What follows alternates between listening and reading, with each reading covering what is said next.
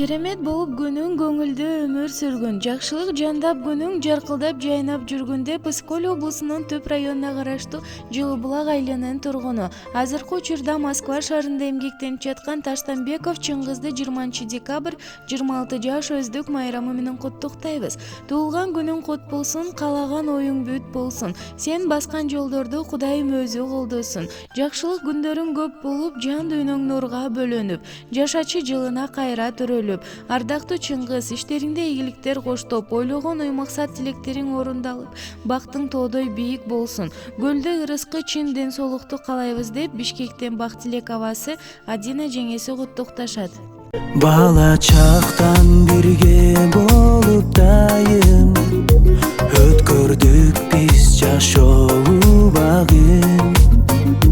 Кайгы толсо да майра